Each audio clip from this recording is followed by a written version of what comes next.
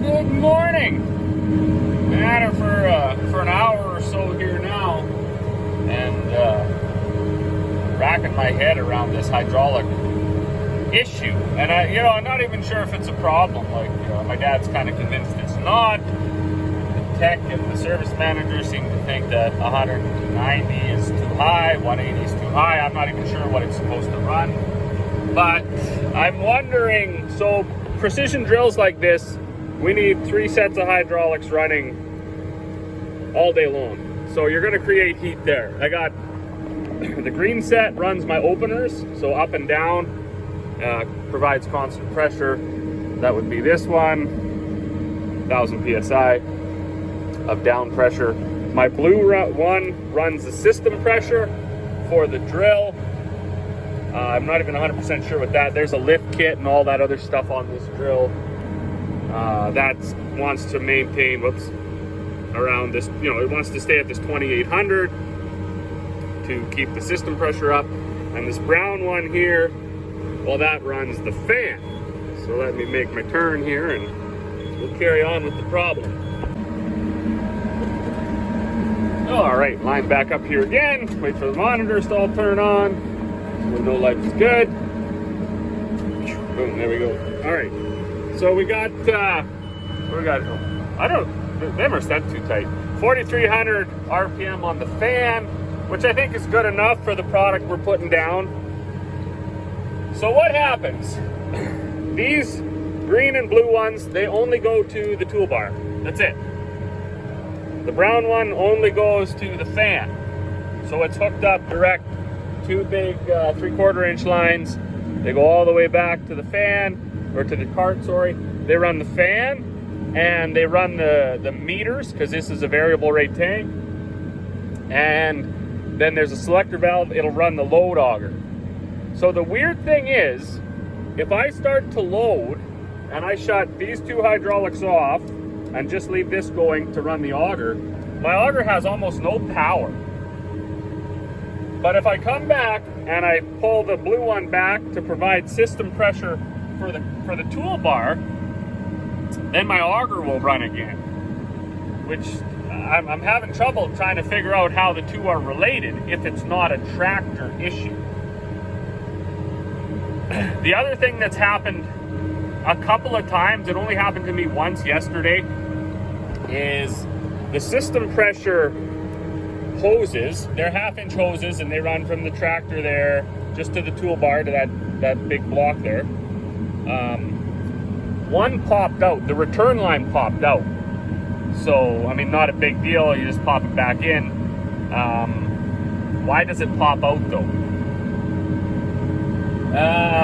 And then the last part, if you're following here, to confuse the situation, we put this T9 on the drill because the TJ was heating up as well. And it actually got to 220 degrees the day I took it off. So while I'm trying to figure this out, I thought, okay, so if there's something wrong with the tractor, which we kind of knew there's a priority valve that may be sticking. I took the tractor in this winter, they took it apart, cleaned it up, ran a bunch of tests, ran it on a cart in town for 5 hours, didn't heat up, had no issues. So we thought it was solved. Got it back this spring, put in whatever 500-600 acres of wheat with it, and it did the issue 2 or 3 times where you'd be going down the field and your fan speed would just drop off, and if you steered the steering wheel to shift that priority valve, your fan speed would kick back in. So when it started heating up, I thought, okay, well maybe that problem's back, we'll just switch tractors. So we switched tractors, and this tractor heats up, but it doesn't get over 200, it goes to about 185, 190, and it stays there. So I'm wondering, for this drill and this cart, and this being a 55 gallon a minute pump, maybe that's just maxing out the hydraulics and that's where they're supposed to run at. Got to turn around again here. I'm inclined to believe the service manager and the tech. I think there's probably enough cooling capacity on this tractor for sure. It has even more over the T9, that the hydraulics should run cooler. But I can't figure out in my brain where to even start. So, like I say, the TJ was heating up. We took that tractor off, we put this one on. This tractor started heating up. So that would lead me to believe it's not a problem with the tractor, it's a problem with what the tractor's pulling, because both tractors heat it up. Then I thought, okay, there's no power to the hydraulics, so it must, to the auger, sorry, it must be a problem right at the cart, because there's one dedicated set of lines that just power the cart, the 3/4 inch lines. One thing we did is we have a 3/4 inch fitting going into a return line, so we got a 1/2 inch line feeding it, 3/4 inch line for a return line, plus the case drain, so there should be no issue getting the fluid back, no restriction there. But to further complicate things now, those couple of hiccups with the actual toolbar, that it kind of seems lethargic, we'll say. It seems a bit lazy. Now I do have the ability, well, like from the cab here, I can set my you know, your allocation for your flow. So this is number 1, that runs the openers. It's set at about 45% flow. This is number 2, it runs the system pressure. It's set at about 19%. But the thing that's strange, and I can't remember from last year, is my fan speed, or my cart, to get 4,300 RPM, I need to run about 85% flow to the cart.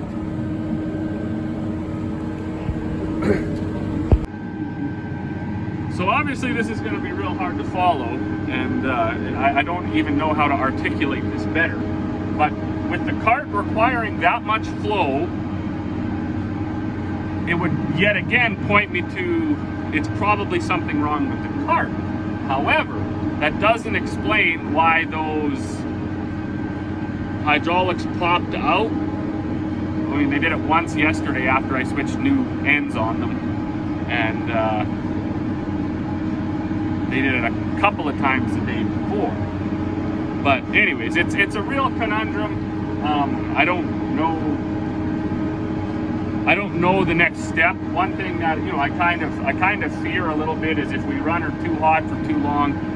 Every single shank has a ram with seals in it. There's 2 big blocks there that have pressure relief valves and seals and all sorts of things in them. Plus there's a hydraulic motor running the fan, there's a hydraulic motor running the auger, there's 3 hydraulic motor-ish things that run the meters. So there's a lot of stuff relying on hydraulic fluid, and I don't want there to be an issue where I create a bigger problem by damaging the rest of that stuff. So I'm not really sure the best way to attack this potential problem, I guess. I don't know. I suppose the best would be to get the tech out and put I wonder if they got flow meters or something where they just check each set of hydraulics. I have switched them from valve to valve. I had the fan on number 1, I've had the fan on number 4. I've switched them all around, so I don't know. I don't think that's an issue where one set of hydraulics isn't working quite properly. I know when I go to wing the drill up, so when you shut the fan down, you lift your openers into transport position or whatever, and then you select in your screen to wing up. It wings up really, really fast. So I don't think there's a flow issue from the tractor either. What it seems to be is as soon as you hook 3 up and start allocating flow to each set of hydraulics, you end up with an issue. And if the weird thing would be that if it's actually something with the tractor, how could it be both tractors? And when we run the tractors off the drill, the hydraulics don't heat up. Of course, when you're just pulling a disc or a field cultivator or something, you're not using your hydraulics like I am, where I have 3 sets of hydraulics running the whole entire day. So I don't know. It's just another one of those things where what do you do, right? I don't really want to stop for the day and have somebody fart around and check this, check that, check the next thing.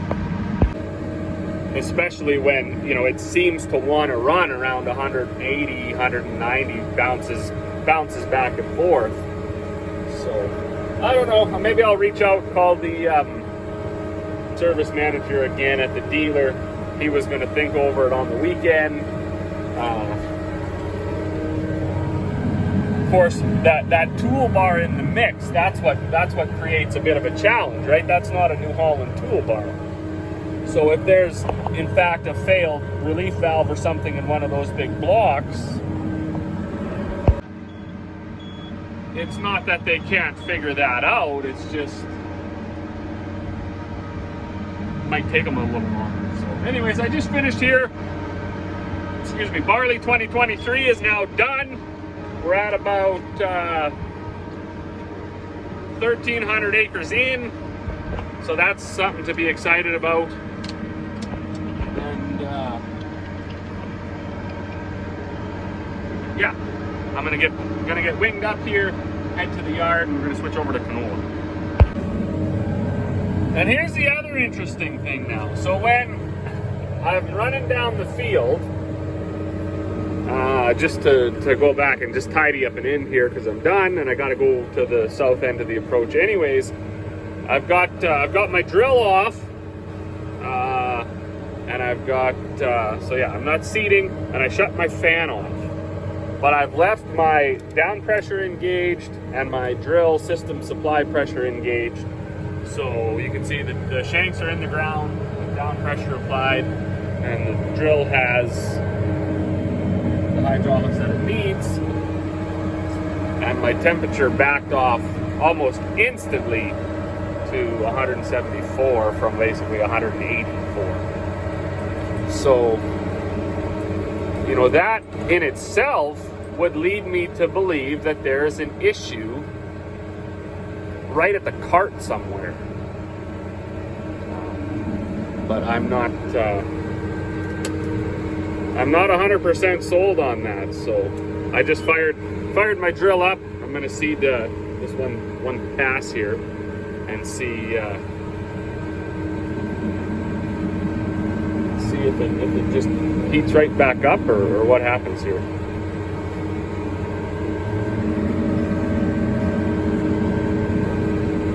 Yeah, you see it does go back up. So maybe it is that block.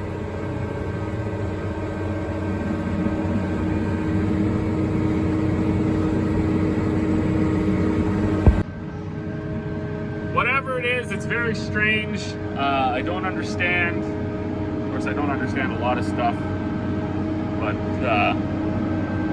further to that, like it makes no sense why, if it's a problem right at the drill, right at the tank, and there's a dedicated set of hydraulic lines that run from the tractor all the way back to the tank, then why did those system supply lines for the toolbar, why did they pop up? Very much a head scratcher. Well, we're now under Gus. Pulled in to do a little fuel up, clean the barley out, switch over to canola. Noticed drip, drip, drip. Drip, drip, drip. So as you can see, we got two new hoses. Hose 1, hose 2. And the pricks, they run up all the way to just under the cab. And I'll tell you, what a friggin' fight to get that off of there. I also just put this cap back on this one. I don't know what this is, must be a port for testing. But when I put it on, it started dripping on me. So, I guess I'll leave it off. Anyways, relatively minor fix, but it's cheaper to buy hoses than it is to buy oil now. So, we will fix the hoses that leak. It had, what had happened is these two hoses that are new, up where you can't really make it out, but anyways, up where they go, they were touching and rubbing, so they rubbed a hole in each other. Well, good evening. 7 o'clock, 7:30, 7:40, I guess. I'm gonna go have a bite to eat. I'm gonna stop for the evening. Kind of been a day. We got done the barley that we have planned to seed. Got the drill cleaned out. Got her filled up with canola. Got it calibrated. Of course, by filled, I mean, I don't mean filled the tank up, put in 4 or 5 bags and called her good. And got out here, got the outside rounds done, made sure the calibration was good. And I should have about half a bag left in there because I have 4 acres, 4 more acres. So there should be just less than half a bag in there if my calibration was right. I had made some marks on there, but of course you can't see them because it's too dark. And I think I'm pretty happy with that. We are not the kind of people that just throw 16 bags in to do 160 acres. That's, in our experience, hasn't been the best way to do things. My hydraulic problem is kind of still there. It's like 179 right now, but it was as high as 190 at one point.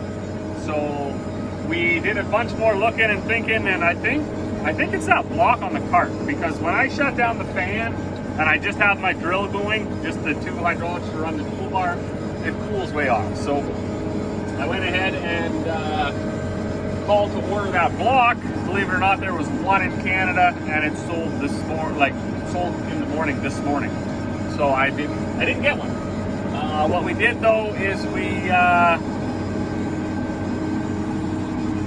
ordered one up, I guess, and that's gonna be here whenever.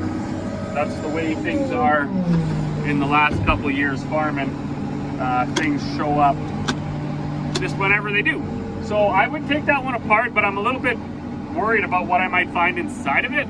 And because I called to get a rebuild kit, and there is no rebuild kit, they just replace it. So it's $1,000. Like Dad was saying, plan to have this drill for, I don't know, a few more years anyway, so having spare parts for it, it's no big deal. But we'll see how that goes. If it fails completely, because it was leaking out of that block this morning, and that block is in charge of the auger, the fan, and the meters that drive that feed the grain out into the cart, or into the tubes. So kind of all signs really point to that. If there's a restriction in there or whatever, your auger's not going to run, so on and so forth. So anyways, we're going to try that anyways. In this new world, what's $1,000? I mean, for us to get the mechanic out to tell us that that's the problem would probably cost $1,000. So we'll just, we've done our due diligence the best we can, kind of traced it down to that. If it's not that, hey, we'll have a spare block. I can take this one apart because it is leaking anyways, and I can see if they're rebuildable. I don't see why you couldn't. I mean, it might take some figuring to find out what size O-rings and if there's those plastic O-rings and stuff in there, but whatever. Good job for the winter. So anyways, I'm going to shut down here, take Carl back to the yard. He's now empty, and we'll probably use him one more time to go get another 20 tons of fertilizer or so. But for the most part, most of the fertilizer's back at the yard, so they were filling the tandem up today. As always, thanks for watching, and we will see you all on the next one.